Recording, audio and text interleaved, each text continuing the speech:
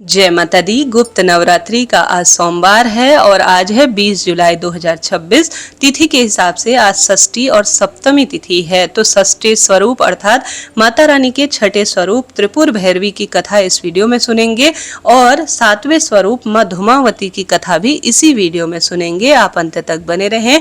कल मंगलवार 22 जुलाई 2026 को अष्टमी का अर्थात जो अभी आषाढ़ महीने की गुप्त नवरात्रि है, अष्टमी का महाव्रत किया जाएगा। आरंभ करते हैं दोनों देवियों की दिव्य कथा का रसवादन करना। कथा में लिखा गया है, त्रिपुर भैरवी माँ का जो छठा स्वरूप है वह अपने आप में अद्भुत है। आप जानते होंगे माँ कात्यायनी के भी पूजन का आज के दिन विधान कहा गया है, क्योंकि छठा स्वरूप माँ कात्यायनी का है और छठा ही जो 10 महाविद्या में स्वरूप है वह त्रिपुर भैरवी का स्वरूप कहा जाता है। कथा में लिखा गया है, 10 महाविद्याओं में हर महाविद्या का अपना एक महत्व है। माँ त्रिपुर भैरवी की पूजा करने से अहंकार का नाश होता है। श्री दुर्गा सप्तशती के अनुसार त्रिपुर भैरवी माता के उग्र स्वरूप की कांति हजारों उगते सूर्य के समान है। धार्मिक कथाओं में इस बात का वर्णन है कि माता त्रिपुर भैरवी की उत्पत्ति महाकाली के छाया विग्रह से हुई है। देवी भागवत के अनुसार माँ त्रिपुर भैरवी के विभिन्न प्रकार के भेद माने गए हैं, जैसे कि सिद्धि भैरवी, चैतन्य भैरवी, भुवनेश्वरी भैरवी, संपदा प्रद भैरवी, कमलेश्वरी भैरवी, कोलेश्वर भैरवी, नित्या भैरवी, रुद्र भैरवी और भद्र भैरवी आदि बहुत सारे स्वरूप माने गए हैं। तो त्रिपुर भैरवी की पूजा हमें किस प्रकार से करनी चाहिए, तो देखिए माँ त्रिपुर भैरवी की साधना एकांत में करने का शास्त्र विधान करता है। इसलिए हर व्यक्ति को स्नान इत्यादि से निवृत्त होकर लाल रंग के वस्त्र धारण करके पूर्व दिशा की ओर मुख करके बैठना चाहिए और पूजा के लिए लाल चौकी स्थापित करनी चाहिए। एक चौकी में रोली से त्रिकोण बनाकर फिर उसी के ऊपर त्रिपुर भैरवी के यंत्र रखें और यंत्र के सामने घी का दीपक जलाकर त्रिपुर यंत्र का पूजन करें। उसके बाद त्रिपुर भैरवी मंत्र पढ़ते हुए लाल रंग के फूल और लाल गुलाब अर्पित करें। गुलाब या चमेली का इत्र भी चढ़ाना श्रेष्ठ माना जाता है मनोकामना के लिए। इसके साथ ही पूरे नियम के साथ विधान के साथ मंत्र और संकल्प सीधे हाथ से जल लेकर फिर मंत्रों से जप करें। मान्यता अनुसार माँ त्रिपुर भैरवी की पूजा करने वाले को विभिन्न प्रकार के रोग शोक से मुक्ति मिलती है, करियर और कारोबार में वृद्धि होती है। ऐसा भी माना जाता है कि अगर कोई व्यक्ति सच्चे भाव से माँ त्रिपुर भैरवी की आराधना करते हैं तो उनके जो मनचाहे विवाह की इच्छा है वह भी पूर्ण हो जाती है। यही नहीं, समस्त पापों का भी श्रेष्ठ रूप में तत्काल नाश होता है। माँ त्रिपुर भैरवी का मंत्र सर्वश्रेष्ठ है। ह्रीम भैरवी क्लीम हीम स्वाहा और साथ ही हीम क्लीम हिम स्वाहा। माँ त्रिपुर भैरवी के इस मंत्र के जाप के लिए मूंगे की माला के 15 बार जो है जप करने का प्रावधान है। मतलब कम से कम 15 बार या फिर 15 माला पूरे संकल्प श्रद्धा के साथ भक्ति के साथ जो भी मनुष्य मंत्र जप करता है, माँ त्रिपुर भैरवी उसकी समस्त मनोकामना पूर्ण करती है। माँ त्रिपुर भैरवी तीनों लोकों में सबसे सौंदर्यवान और सबसे जल्दी कर्मों का फल देने वाली देवी मानी गई है। माँ त्रिपुर भैरवी का सौंदर्य 16 कलाओं से युक्त 16 वर्ष की कन्या के समान है। माँ त्रिपुर भैरवी की 4 भुजाएं हैं। वह अपने हाथों में पाश, अंकुश, धनुष और बाण धारण करती है। जो भी मनुष्य माँ त्रिपुर भैरवी की साधना करते हैं, माँ उन्हें कभी निराश नहीं करती। माँ त्रिपुर भैरवी के हृदय में सौम्यता और दया भावनाएं हैं। माँ त्रिपुर भैरवी की महिमा का वर्णन करना शब्दों में संभव नहीं है। संसार के सभी तंत्र मंत्र और तांत्रिक और सिद्धिगण बिना माँ के आशीर्वाद के पूरे नहीं होते। माँ त्रिपुर भैरवी को यौवन और आकर्षण की देवी भी माना जाता है और इनकी पूजा करने से आकर्षण और सौंदर्य में वृद्धि होती है। अगर आपके वैवाहिक जीवन में हमेशा कलेश बना रहता है, आपका कोई अपना प्रिय रूठ गया है या फिर सम्मान या पद पाना चाहते हैं, किसी को भी सम्मोहित करना चाहते हैं, तो ऐसे में माँ त्रिपुर भैरवी की साधना बहुत फलदायक मानी जाती है। इनकी साधना करने से मनुष्य के सभी कामना सिद्ध हो जाती है। माँ त्रिपुर भैरवी की उपासना भोग और मोक्ष दोनों प्रदान करती है। इनकी उत्पत्ति के विषय में एक पौराणिक कथा का वर्णन आता है। एक बार महाकाली के मन में फिर से गोरा होने का विचार आया। वह फिर से गोरा रंग पाना चाहती थी। अब इसके बाद देवी अंतर्ध्यान हो जाती हैं। जब महादेव काली को अपने सामने नहीं पाते हैं तो चिंतित हो जाते हैं और देवर्षि नारद जी से देवी के विषय में पूछते हैं। तब नारद जी उन्हें देवी के विषय में बतलाते हुए कहते हैं कि वह तो उत्तरी सुमेरु पर्वत में प्रकट होंगी। महादेव के आदेश के अनुसार नारद देवी को खोजने के लिए निकल पड़े। उत्तरी सुमेरु पहुंचने पर नारद जी ने देवी के सामने महादेव का विवाह का प्रस्ताव रखा। इस प्रस्ताव से क्रोधित होकर देवी ने अपने शरीर पर षोडशी रूप प्रकट किया। अतः त्रिपुर भैरवी महाकाली की छाया से प्रकट हुई है, ऐसा माना जाता है।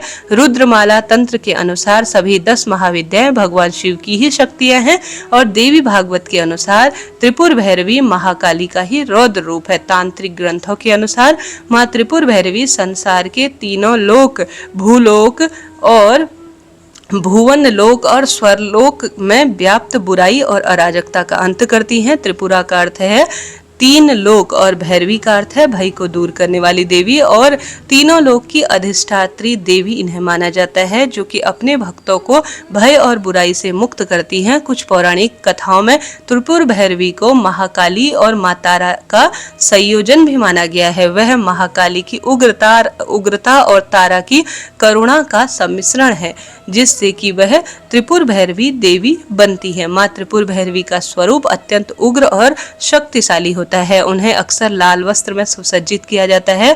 उनके मुख पर ज्वाला प्रकट होती है और उनकी आंखें उग्रता से भरी रहती हैं। मां त्रिपुर भैरवी का वाहन सिंह होता है, जो कि उनकी शक्ति और साहस का प्रतीक है। मां त्रिपुर भैरवी अपने शत्रुओं का नाश करके और अपने भक्तों की रक्षा करने के लिए सदैव तत्पर रहती हैं और इसलिए तांत्रिक साधक उन्हें मंत्र और यंत्रों द्वारा उपयोग करके विशेष सिद्धियां प्राप्त करते हैं। तो प्रेम से जयकारा लगाइए, माता त्रिपुर भैरवी की जय हो। प्रिय श्रोताजनों, आइए धूमावती माता, जो कि 10 महाविद्याओं में 7वें स्वरूप की देवी कही गई है, उनकी कथा का भी आज रसवादन कर लेते हैं। कथा में लिखा गया है, धूमावती माता जो कि भगवान शिव के द्वारा प्रकट 10 महाविद्याओं में से एक सर्वश्रेष्ठ माता स्वरूप कही गई है। माता धूमावती माता के स्वरूप को अपने आप में अद्भुत माना गया है। यह दारिद्रता को दूर करती है, दुखों को दूर करती है, क्रोध को शांत करने वाली देवी भी इन्हें माना जाता है। माता पार्वती का यह उग्र रूप है। पुराणों में ऐसी भी मान्यता है कि इनके समान कोई दूसरी शक्ति है ही नहीं। श्रद्धा पूर्वक माता धूमावती की पूजा करने से भक्तों पर मां की कृपा बरसती है और समस्त प्रकार के दुख और तकलीफों से माता मुक्त करती है। मां धूमावती की पूजा एक विधवा के रूप में की जाती है और इसलिए सुहागिन महिलाओं को इनकी पूजा करने से जो है वर्जित माना जाता है। सुहागिन महिला मां धूमावती की पूजा कार्मिक रूप से न करके दूर से ही प्रणाम कर ले और मां का आशीर्वाद वह ले सकती है, क्योंकि माता धूमावती की पूजा विधवा के रूप में की जाती है और वह सफेद वस्त्र धारण करने वाली देवी है जो अपने बाल हमेशा खुले रखती हैं। मां धूमावती ने पापियों के नाश के लिए अवतार लिया था, इसलिए वह ज्येष्ठा भी कहलाती है। पुराणों में ऐसी भी मान्यता है कि माता धूमावती की पूजा अत्यंत फलकारी है, लेकिन इनकी पूजा साधारण नहीं है बल्कि यह अधिक उग्र हो जाती है। वैसे माँ की पूजा धन प्राप्ति के लिए भी की जाती है, जैसे कि बाकी देवियों की पूजा में हम मीठा भोग लगाते हैं, लेकिन धूमावती पूजा में नमकीन चीजों का भोग लगाया जाता है। ऐसा भी कहा जाता है आप सूखी रोटी में नमक लगाकर भी माँ को भोग स्वरूप समर्पित कर सकते हैं। इसके अलावा माता को कचौड़ी या पकौड़ी का भोग भी लगाया जाता है। माँ धूमावती को भूखी देवी भी माना जाता है, इसलिए कभी भी इनकी पूजा बिना भोग के नहीं करना चाहिए। ऐसा कहा जाता है कि माँ को रोटी भी बहुत अधिक प्रिय है। माँ धूमावती की साधना करने वाले भक्तों पर माँ विशेष कृपा मात्र रूप में बरसाती है, उनके सभी कष्टों को दूर करती है, उनके पास धन और वैभव की कोई कमी नहीं रहने देती। भक्तों की पूजा के समय धूमावती स्रोत का पाठ करना या श्रवण करना लाभदायक माना जाता है। अब जैसे देखिए, कभी भी माँ की जो पूजा होती है, 10 महाविद्याओं की जो पूजा होती है, वह बिना गुरु के नहीं की जाती। इसलिए अगर आपके पास गुरु नहीं है तो भगवान शिव को गुरु बनाकर भी आप इनकी पूजा कर सकते हैं। माँ धूमावती की पूजा से पहले स्नान करना और श्रेष्ठ स्वच्छ वस्त्र धारण करना आवश्यक है। स्नान करने के बाद स्वच्छ वस्त्र धारण कर माँ की विधि विधान से पूजा करनी चाहिए। धूप, दीप, अक्षत, पुष्प इत्यादि सभी चीजें माँ को समर्पित कर करने के बाद भोग लगाकर माँ से क्षमा प्रार्थना जरूर करनी चाहिए, इनकी आरती कर लेनी चाहिए।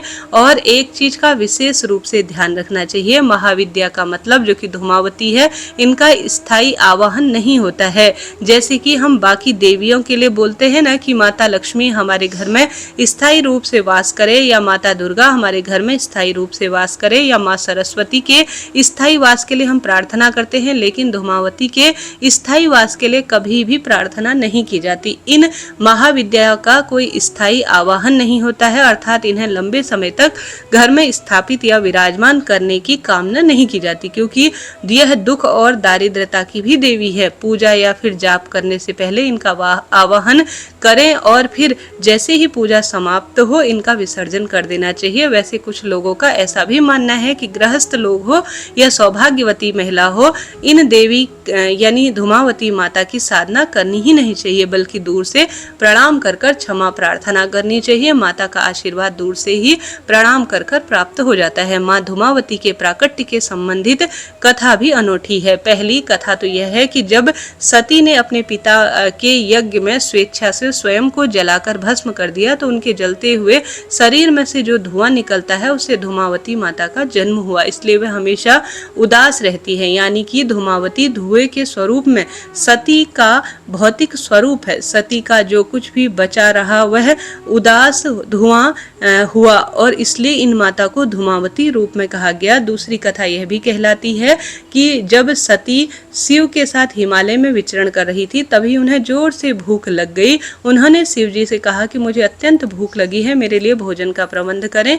अब शिव ने कहा अभी तो कोई प्रबंध नहीं हो सकता है। तब सती ने कहा ठीक है, मैं तुम्हें ही खा लेती हूँ, और वह शिव जी को निगल गई।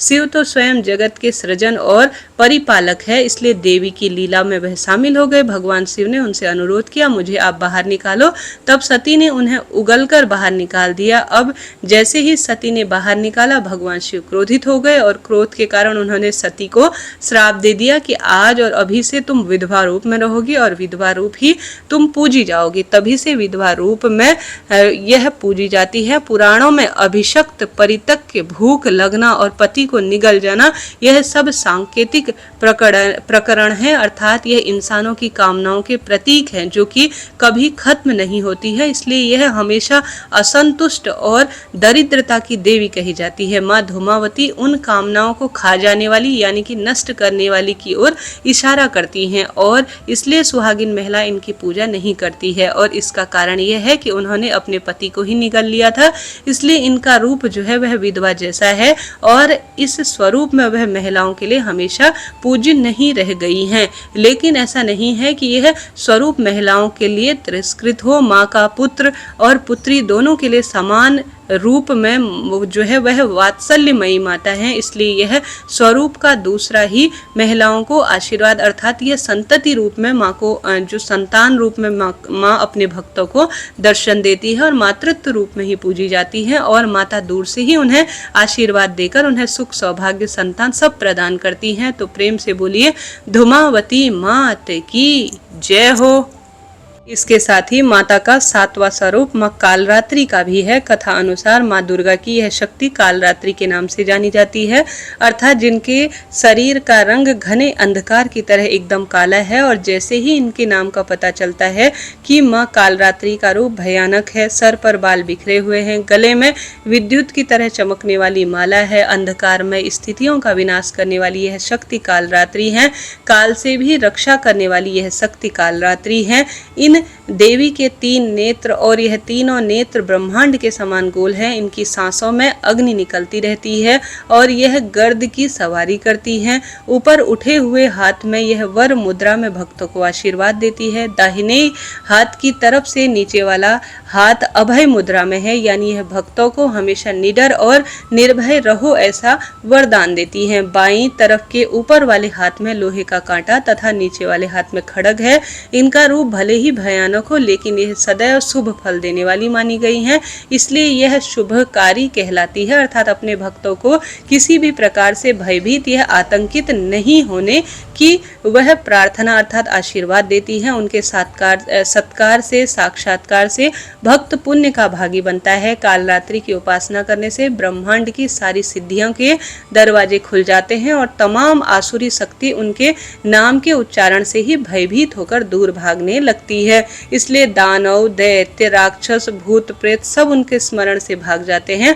यह ग्रह बाधाओं को भी दूर करती है, जैसे कि शनि की 7.5, ढैया, राहु, केतु जनित पीड़ा, किसी भी प्रकार के बुरे ग्रहों की दशा से अगर आप परेशान हैं तो मां कालरात्रि सब भक्तों के ग्रह दोषों का विनाश करती हैं और भक्तों के अग्नि, जल, जंतु, शत्रु और रात्रि भय को दूर करती हैं। इसलिए इनकी कृपा से भक्त हर तरह से भय से मुक्त होता है। पौराणिक कथा अनुसार एक बार रक्तबीज नाम का एक दैत्य ने चारों ओर हाहाकार मचा रखा था। उनके आतंक से मानव से लेकर देवता सब परेशान थे। रक्तबीज को ऐसा वरदान प्राप्त था कि उसके रक्त की बूंद धरती पर गिरते ही उसी के समान एक और शक्तिशाली दैत्य तैयार हो जाएगा। फिर इस तरह उसकी सेना तैयार होती गई और उसका आतंक भी बढ़ता चला गया। रक्तबीज से परेशान होकर सभी देवतागण भगवान शिव के पास पहुंचे और भगवान शिव भी जानते थे कि रक्तबीज का अंत केवल माता पार्वती ही कर सकती हैं। इसलिए उन्होंने माता पार्वती से अनुरोध किया। माता पार्वती ने अपनी शक्ति और तेज से मां कालरात्रि को उत्पन्न किया। मां कालरात्रि का रौद्र और विकराल स्वरूप था। गर्द की सवारी, काला रंग, खुले केस, गले में मुंडमाला, एक हाथ वर मुद्रा में, एक हाथ अभय मुद्रा में, एक हाथ में लोहे का कांटा और एक हाथ में खड़ग था। महाकाली रात्रि ने रक्तबीज का वध करते हुए उनके शरीर से निकलने वाले रक्त को बूंद पर गिरने से पहले ही पी लिया और इस प्रकार से मां कालरात्रि ने रक्तबीज का आतंक मानव और देवताओं को पूर्ण रूप से मुक्त कराया। माता के इस रूप को कालरात्रि और कालिका भी कहा जाता है। मां कालरात्रि की पूजा के लिए सप्तमी का दिन सर्वश्रेष्ठ कहा गया है। कहा जाता है जल्दी उठना चाहिए। इस दिन नित्य कर्मों से निवृत्त होकर स्नान करना चाहिए। स्नान के बाद साफ स्वच्छ वस्त्र धारण कर मां की आराधना करनी चाहिए। मां कालरात्रि की पूजा में सात्विक रंग के वस्त्र धारण करें, जैसे कि लाल या फिर नीले वस्त्र भी धारण कर सकते हैं। स्नान के बाद सूर्य भगवान को जल अर्पित करें। इसके बाद अपने मंदिर में आ जाइए। फिर दुर्गा चौकी स्थापित करें। विधि विधान से दुर्गा पूजा करें। भगवान जी को विराजित करें। विधि विधान से पूजन इत्यादि करें। अपनी इच्छा शक्ति सामर्थ्य अनुसार या देवी सर्वभूतेषु मां कालरात्रि रूपेण संस्थिता नमस्तस्ये नमस्तस्ये नमस्तस्ये नमो नमः इन मंत्रों का जप करें। कालरात्रि माता का ध्यान कर जो भी सामग्री है माता को समर्पित करने का प्रयत्न करें। धूप, दीप, नैवेद्य समर्पित कर माँ को आज लाल गुड़हल के फूल, गुलाब के फूल अर्पित करें। माँ को गुड़ का भोग बहुत प्रिय है। इसके अलावा माता को अपनी इच्छा शक्ति सामर्थ्य अनुसार ऋतु फल का भी भोग लगाएं। इतना सुंदर इसका परिणाम मिलता है कि चमत्कारी परिणाम देखने को मिलता है। किसी भी तरह से कोई भी अनजाना भय, मृत्यु, दुर्घटना इत्यादि का भय या ऊपरी बाधा से माता सदा सर्वदा के लिए जब सब शंका जो कष्ट है उनका समाधान करती हैं।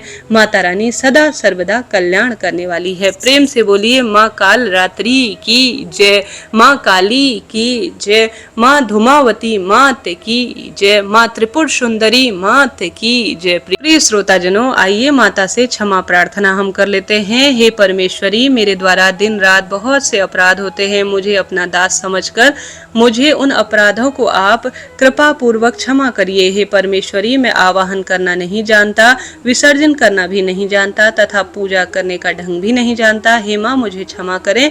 हे देवी सुरेश्वरी, मैंने जो मंत्रहीन अर्थात न मंत्रों को जानता मैं हूँ, क्रियाहीन अर्थात न क्रियाओं को जानता हूँ और भक्तिहीन अर्थात न मैं भक्ति कई स्वरूप में जानता हूँ, तो मैं जो भी मंत्रहीन, क्रियाहीन, भक्तिहीन मैंने पूजन किया है वह सब आपकी कृपा से ही पूर्ण हुए हैं। सैकड़ों अपराध करने के बाद भी मैं आपकी शरणागति आके जगदम्बा जगदम्बा पुकारता हूँ। उसे यह गति प्राप्त होती है, जो ब्रह्मा आदि देवताओं के लिए भी पाना आसान नहीं है। हे जगदम्बिके, मैं अपराधी हूँ, किंतु आपकी शरण में आया हूँ।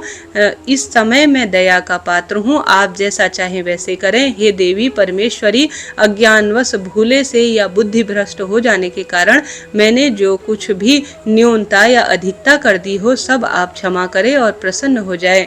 हे सच्चिदानंद स्वरूपा परमेश्वरी, जगत माता कामेश्वरी, आप प्रेम पूर्वक मेरी यह पूजा स्वीकार करें और मुझ पर कृपा करें। हे देवी सुरेश्वरी, आप गोपनीय से गोपनीय वस्तु की रक्षा करने वाली हैं।